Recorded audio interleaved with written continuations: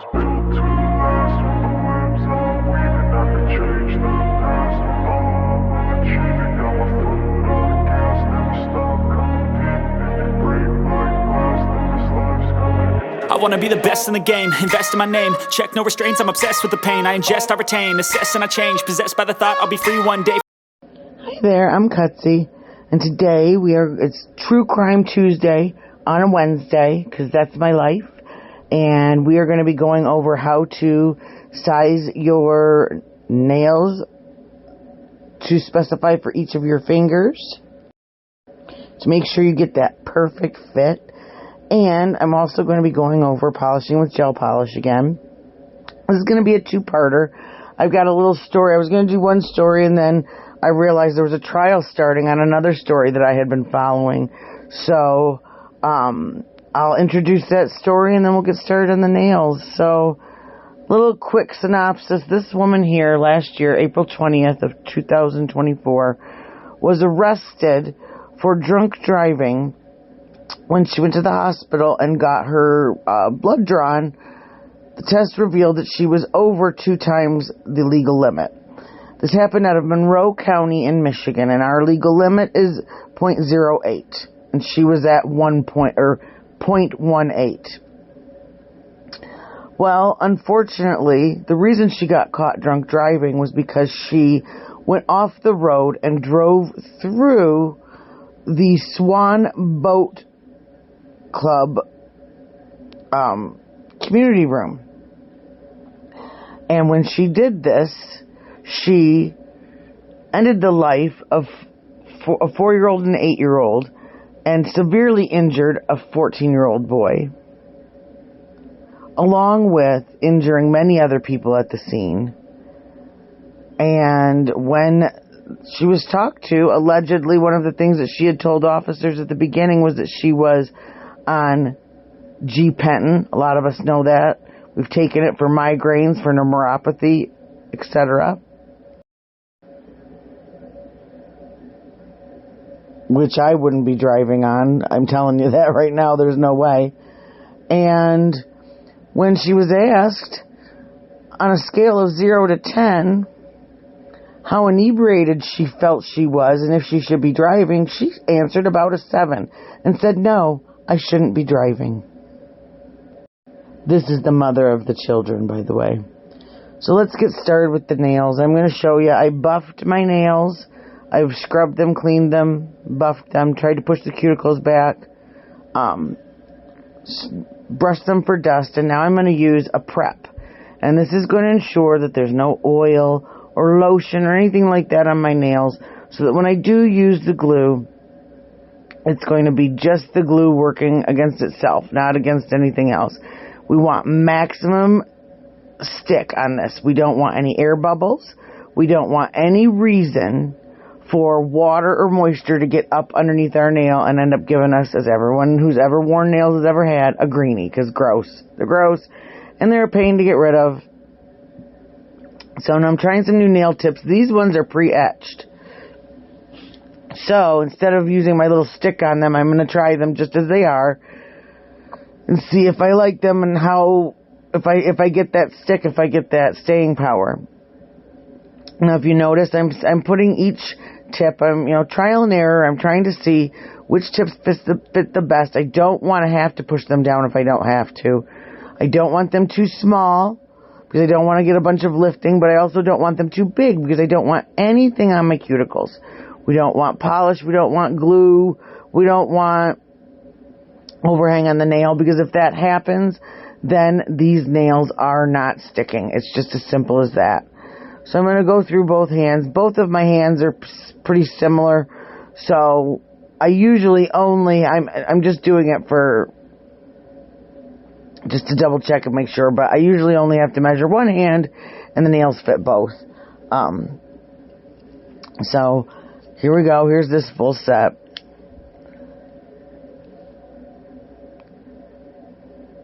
Now, this is the nail glue that I like to use. It's Beauty Secrets. I get it at Sally's. It's a no drip, so it's kind of thick. It's a little bit jelly-like. And as you notice, I fill the entire bottom, that entire etched area of that nail with the glue. Now I'm going to slide it down my nail to make sure that I get glue all over my nail too.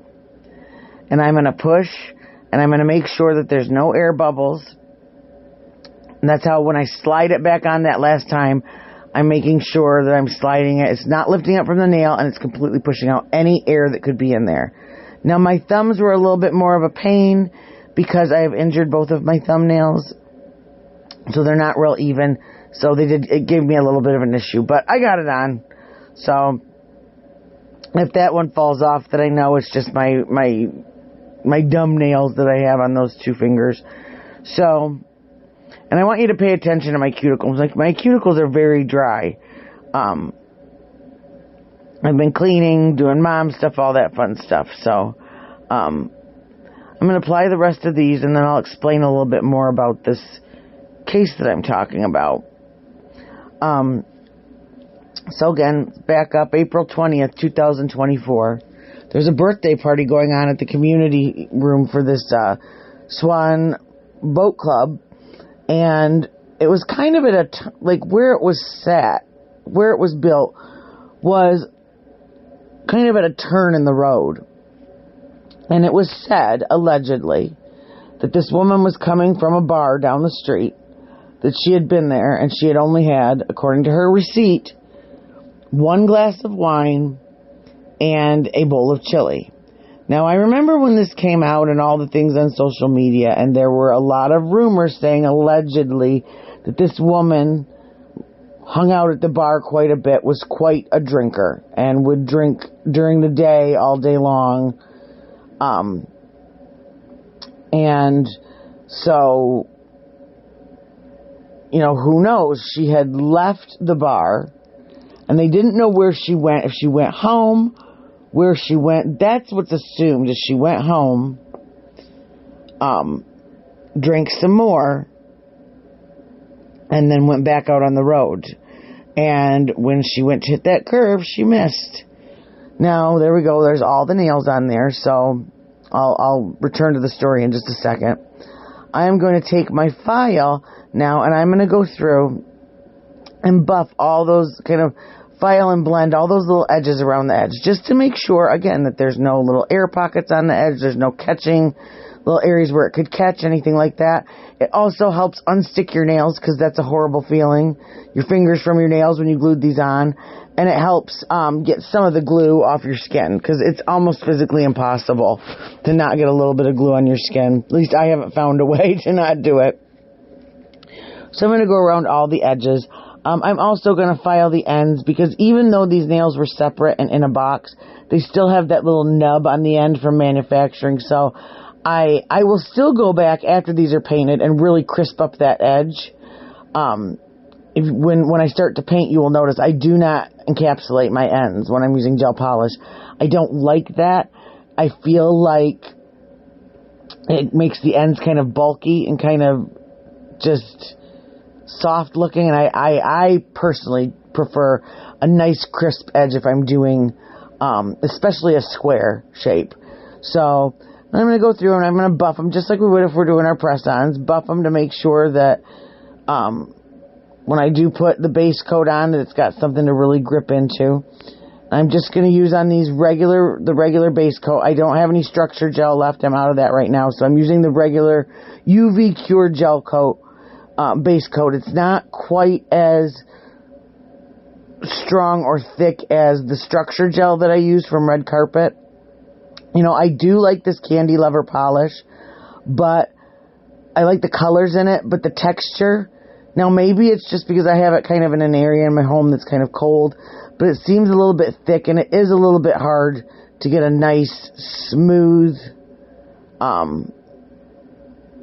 for me at least, a nice smooth coat the first time.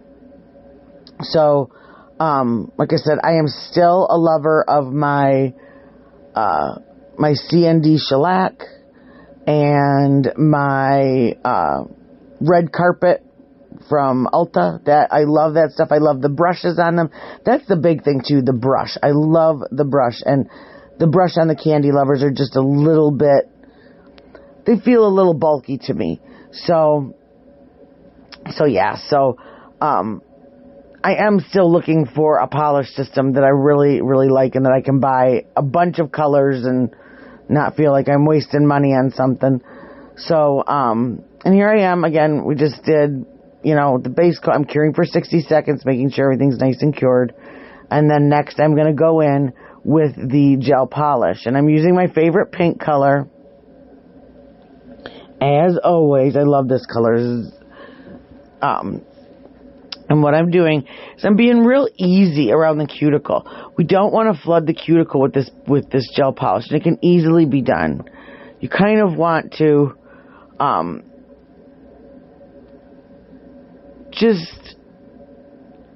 not hitting the cuticle area right off the bat.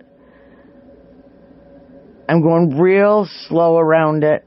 And if I do see a spot, instead of just plopping down, what I'm doing is I'm coming in and I'm pushing that polish you see, I started kind of almost at the cuticle, but not quite. And then when I came back in, I just kind of used my brush to push forward towards the cuticle to give it coverage, but again, not flood that cuticle, because that causes the polish to lift, to chip, to just, and it can create allergies to where you can't use this polish or any polish ever again. And we don't want to do that. That's no fun. So this woman, when she crashed into this boat club, they were having a birthday party. And unfortunately, in her path was a family. And that family had a 4-year-old, an 8-year-old, and a 14-year-old, and the mother. And when police arrived, this woman had crashed into the boat, into the building. She had no idea what was going on. He sees the 8-year-old little girl of this family laying in the grass outside, and he knew instantly that she was no longer alive. And when he went in through the hole in the side of the building, he saw this SUV, and he saw underneath it a 4-year-old little boy, whom, again, his condition was not fit for life. And just multitudes of injured people of different degrees. We heard it on our news and our scanner as a mass casualty incident. They didn't know what was going on. They thought they just didn't know what had happened. Like I said, when she was arrested and she was talking to the police, she had at first mentioned when they weren't going to give her a field sobriety test because she had said that she didn't have very good balance. She had neuropathy. Allegedly, she had told the officer that she was on G-Penton, which again, like I said, it's a medicine that a lot of us know what it is, and it's not something that I'd be driving on, especially not if I was drinking, but that's just me. I wouldn't be drinking and driving either. So anyway, she didn't have to take the field sobriety test, but they while they were on the way to the hospital, when they got to the hospital, before she even went inside, the officer wrote a request for a warrant to get a blood alcohol test, because a blood test, because that is apparently more accurate than anything else. And also it would find anything else in her system, since she claimed she had taken this medication, which it clearly, I've been given it for neuropathy and for migraines, and it clearly says do not operate heavy machinery on the side of it. So this poor family has lost 2 children. The mother wakes up in the hospital, and she doesn't know where she is, what's going on, and she has no idea where her children are. And so they have to tell her that her children are gone, and that she's now recovering, and that her other son, she can't see him either, because he was life-flighted to another hospital because he had a broken femur. She had hit him also. So it really upset me hearing that. That was so sad. But I never heard anything about it again, and that happens a lot. You hear these big stories and then you never hear anything again. Well, yesterday I found out that it was the beginning of the trial. And so what I'm going to do is I'm going to make a playlist, because I figure if you want to watch the trial, I'll play the playlist. What they are doing is they are not streaming it live, but they are allowed to record it and then upload it and post it out at lunchtime and after court. So I am going to make a playlist of the trial.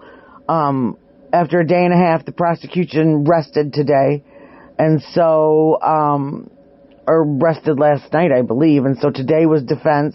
They only went to court till 1:30 today, and it's supposed to start back up at 8 a.m. So I will get that together and put that in a playlist along with this video so that you can watch that and get any updates and hear what the verdict is if you're interested.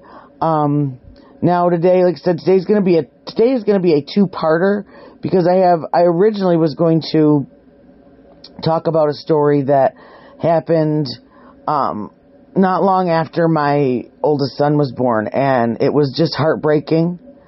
It's 15 years ago, and we've always thought about these children, wondered what happened to them.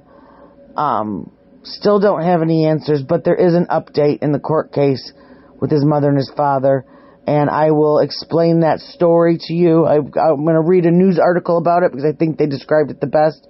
I'll give credit to the author, and then I will, I'm also going to be, while I'm doing that, doing the nail art on these nails, so I'll break it up so we can actually get some adulting done, all of us, today. So stay tuned. Part 2 will be coming, and, just everybody have a great day.